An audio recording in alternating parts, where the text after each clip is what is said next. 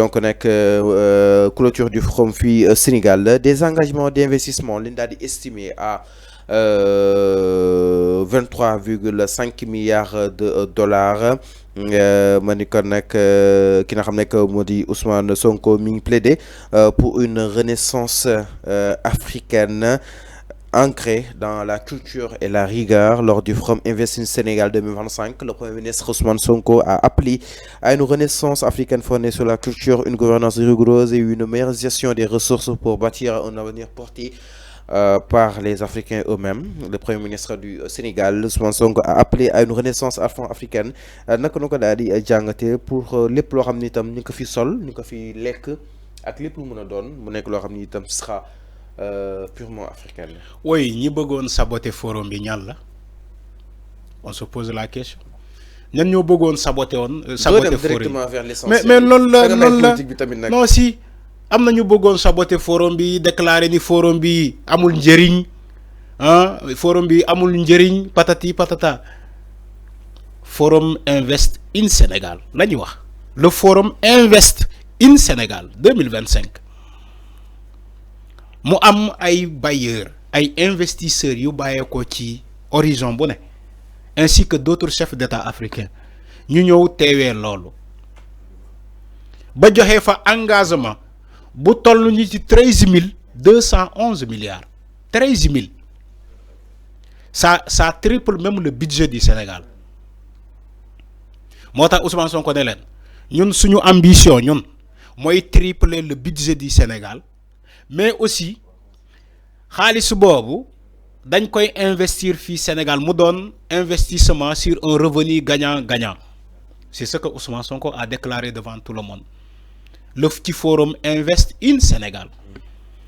Donc budget bi tollu na déjà ci engagement yi kese mu ngi ci 13 211 milliards 13 000. Ça triple même le budget du Sénégal.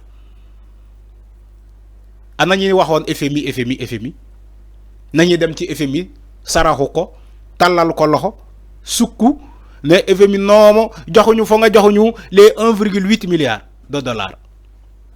Le Sénégal ne fera jamais ça.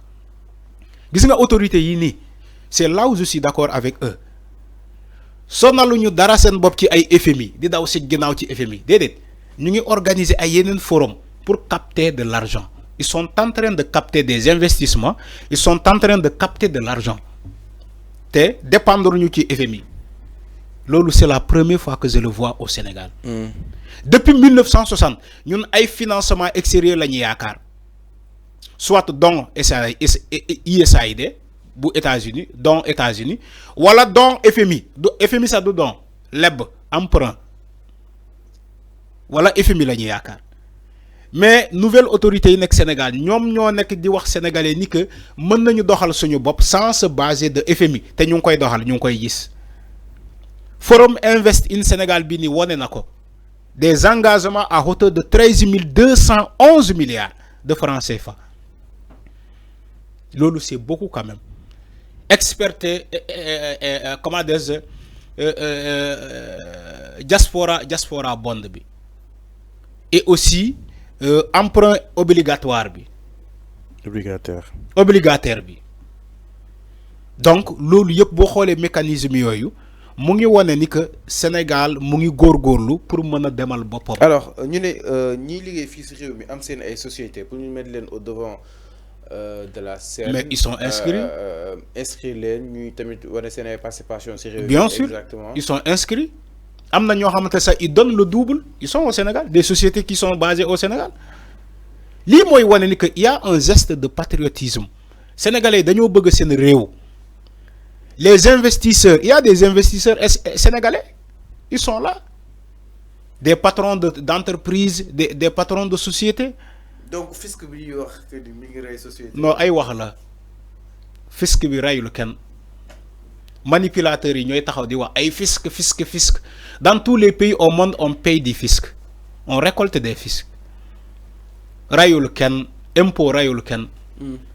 Manipulation bi moo tollu foofu. Ouais, on ne peut pas diriger ce pays basé sur la fiscalité. Dans tous les pays au monde, il y a de la fiscalité. Lolo bo bëggee manipulation donc manipuler sénégalais mën nga wax loolu amul fenn donc bàyyi leen ñu baat boobu da ngeen bëgg a liggéey xaalis te ba pare bëggoo leen fay impôt boole bëggoo leen ñu daggal leen fiscalité bëggoo leen ko fay mais léegi da ngeen bëgg a liggéey sans payer de l'impôt quoi non arrêtez quand même loolu amul fenn Fallou waxal leneen loolu amul.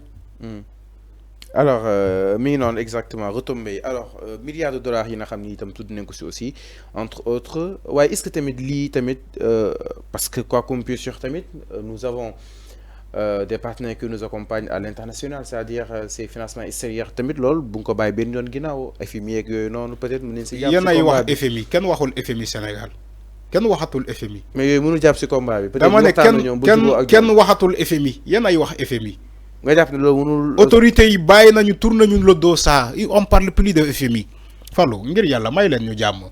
On parle même pas de FMI au Sénégal. Ces financements extérieurs aussi. Le financement, c'est pas à l'ordre du jour. On n'en parle plus. On n'en parle plus. Mais là, est-ce que vous wax bato yu mu wax sans manipuler? Continue, waxal. Waxal. Le développement de l'Afrique ne peut pas se baser sur du financement de l'extérieur. On doit être les nouvelles autorités. Je vais te dire ce que Ousmane Sonko a dit. Baye me lire le ko. Parce que nañu manipulation bi bëri na trop sax bàyyi ma liiral la ce que Ousmane Sonko a dit ngeen baal ma tuuti rek ma ñëw.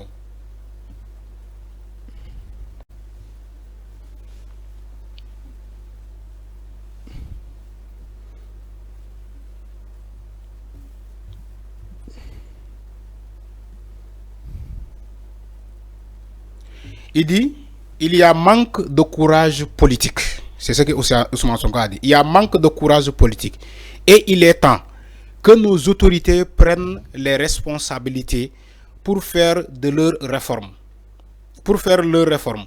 Autrement, les peuples le feront à leur place.